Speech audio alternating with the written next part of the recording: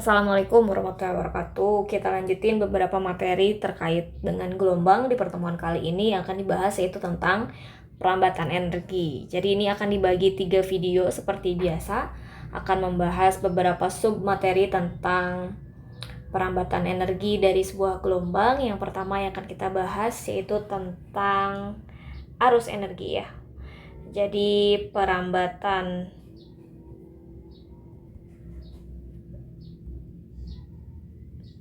energi ini ya akan kita bahas pertama yaitu tentang arus energi ya.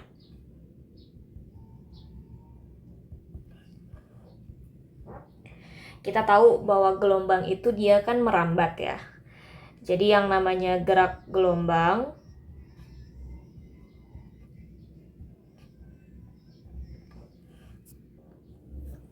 kita tahu gerak gelombang itu suatu peristiwa ya. Jadi kita bisa kenal bahwa gelombang itu merupakan peristiwa atau keadaan ya, dimana dia itu merambat. Jadi ada peristiwa perambatan ya, sesuatu yang disebut dengan gangguan lokal ya. Waktu itu kita pernah bahas apa itu gangguan lokal dan beberapa jenis tentang gangguan lokal itu seperti halnya yang sudah kita ketahui ya, seperti osilasi, gerak bolak-balik, ataupun itu bentuknya seperti getaran. Kenapa hal tersebut bisa terjadi? Karena adanya ya akibat sesuatu yang disebut dengan input ya, sesuatu yang masuk, adanya suatu input pada medium ya. Jadi ini merambatnya melalui sebuah medium. Kita coba ilustrasikan sedikit ya. Misalkan kita tahu ya, kan ini contohnya adalah gelombang yang bergerak di sebuah tali dengan titik sembarang Q ya. Kemarin kita pakai istilah tersebut, kita gunakan lagi sekarang. Misalkan ini ada garis lurus seperti ini, di mana dia bergerak ke arahnya X ya. Kemudian ini ada sebuah tali, mungkin ini seperti ini ya bentuknya. Kemudian karena kita tahu ini salah satu bentuk gelombang sinusoidal yang menjalar, ini kita kasih info dulu ya, ini sebuah bentuk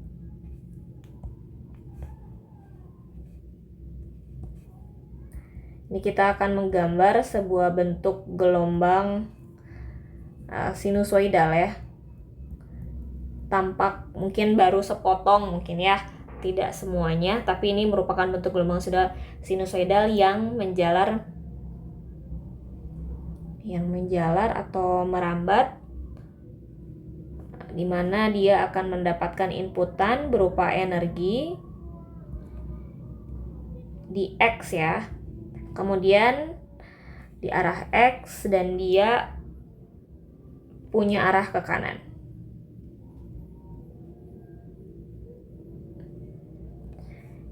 Ini kita coba buat lebih standar ya. Misalkan kita punya titik Q ya. Misalkan titik Q-nya di sini kita sebut ini titik sembarang Q ya. Kemudian kita buat proyeksinya begitu. Dan kalau dia merambatnya di sebuah tegangan tali, maka dia akan punya sebuah gaya ya, gaya tegangan tali. Kemudian ini juga dia akan punya sebuah sudut ya,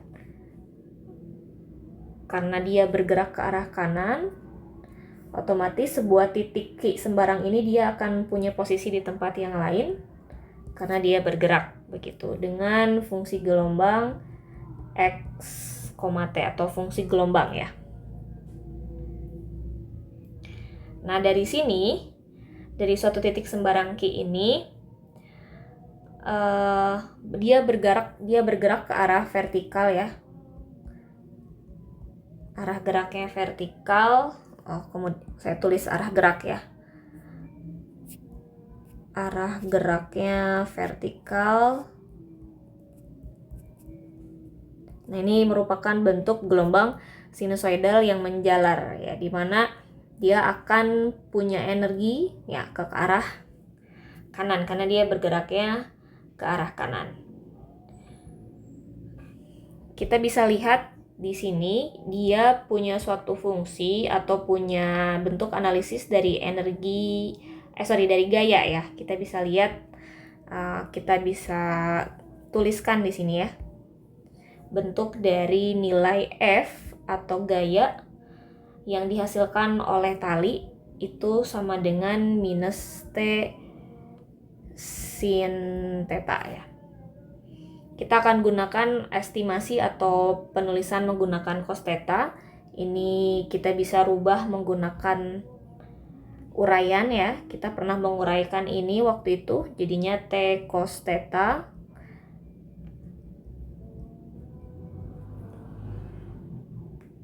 tan theta, untuk memudahkan untuk kembali ke arah X ya.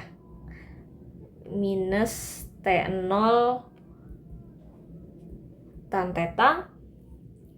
Maka dari itu kita bisa menuliskan bahwa gaya tali atau yang berupa gaya gangguan di sini ya, kita bisa tuliskan F sama dengan minus T0 dP per dx ya. Sebenarnya ini bukan suatu hal yang baru ya, kita pernah menurunkan atau mendapatkan persamaan ini di pertemuan-pertemuan sebelumnya, di mana ini kita bisa sebut ini merupakan gaya yang diberikan oleh tali.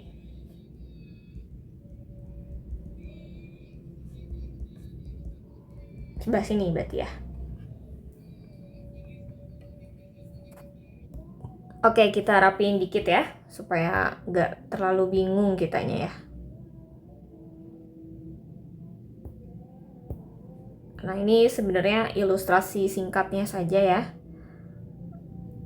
berkenaan tentang arah, kemudian bentuk ya. Dan kita juga sudah menurunkan gaya yang diberikan oleh tali, itu kurang lebih nilainya atau persamaannya yang pernah kita turunkan ya, atau pernah kita kerjakan, dan kita bisa dapatkan persamaan 1. Nah, kita kembali ke proses bagian yang arus di sini. Kita tahu kan, kalau misalkan arus itu punya variabel waktu, ya kebanyakan memang yang berkaitan dengan arus itu dia punya variabel waktu atau dibagi dengan banyaknya waktu. Nah, kita akan gunakan istilah tersebut untuk mendapatkan beberapa temuan ya. Istilahnya proses-proses tersebut itu berkaitan dengan arus pada variabel waktu. Kita tahu tadi sudah dapatkan persamaan F itu sama dengan minus T0 ya, dP per dx. Nah, kita coba gunakan istilah arus ya. Arus itu punya sebuah variabel waktu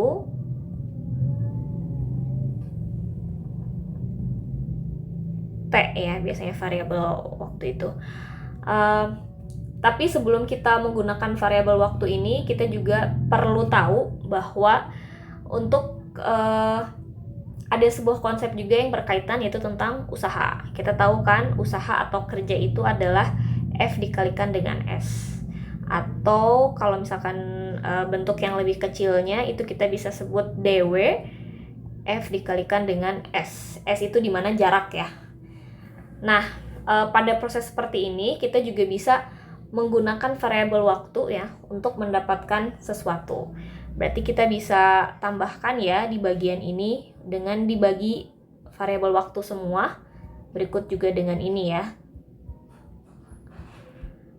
Ternyata kita jadi punya nilai yang baru ya setelah dia dibagi dengan waktu. Kita bisa tahu bahwa nilai usaha dibagi dengan waktu itu adalah daya ya, atau itu adalah P, dimana P itu sama dengan F dikalikan dengan ds per dt. Oke. Atau kita juga bisa analogikan ini berdasarkan gelombang. Jarak di sini berarti dia berkaitan dengan fungsi gelombang ya. Jadi jaraknya atau S di sini ditentukan oleh fungsi gelombang. Fungsi gelombang begitu. Maka dari itu kita bisa tuliskan sambung ke sebelah sini ya. Oke.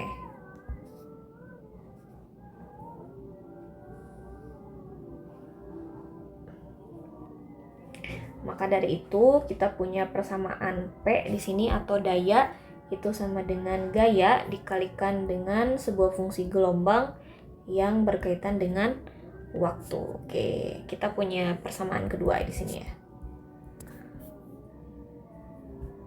Atau mungkin kita tulis di bawah aja ya, nggak perlu seperti ini. Nah,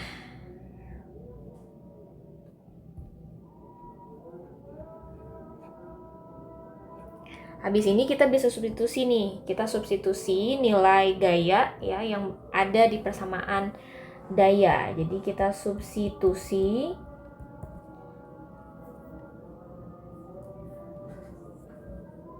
nilai gaya atau persamaan gaya ini terhadap persamaan daya. Atau pada saat gelombang ini dalam bentuk. Oke, kita coba substitusikan persamaan F yang tadi kita punya, berarti ini ya.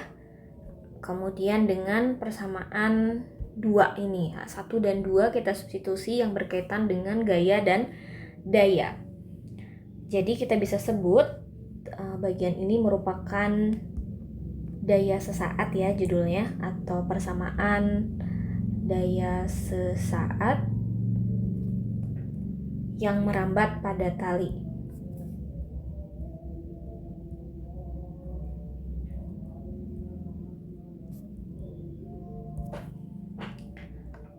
Ya, kita punya persamaan 2. Jadi kita substitusi dari persamaan 2 ya.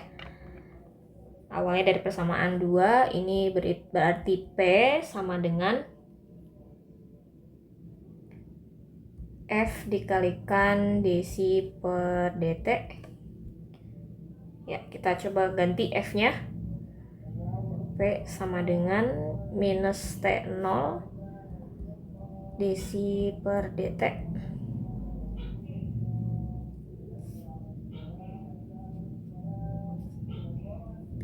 Dikalikan dengan dp per dt.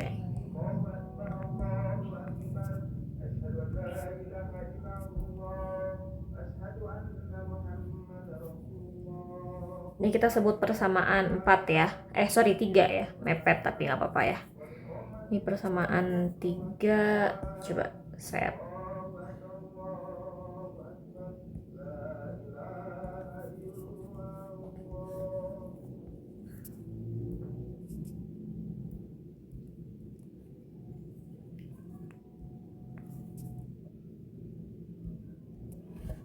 Nah, persamaan 3-nya kita udah dapat.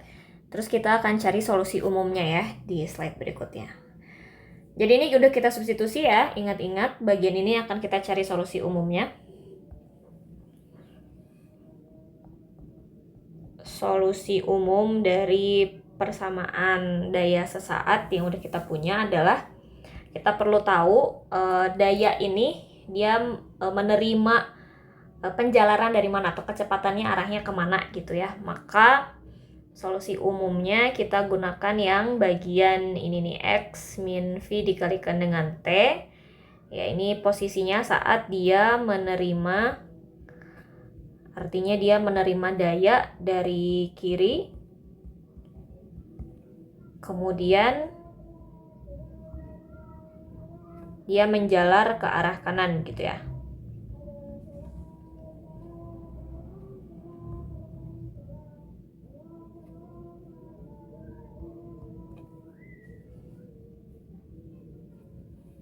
Oke, kita punya ya solusi umumnya, yaitu sama halnya yang sudah kita dapatkan kemarin. Ini sama dengan minus 1 per V do pi per do T. Kalau dia temporal ya. Enggak. Maksudnya ini solusinya ya, solusi gelombang yang udah bisa kita dapatkan waktu itu. Kita baru masukkan ke dayanya ya. Sehingga ini jadinya minus T0 minus 1 V do pi do T dikalikan dengan do pi do T. Atau ini sama dengan plus T0 per V do pi do T. Ini kalau dia temporal ya, atau berdasarkan waktu, atau dia juga bisa berupa juga spasial ya. Ini kuadrat ya, mohon maaf.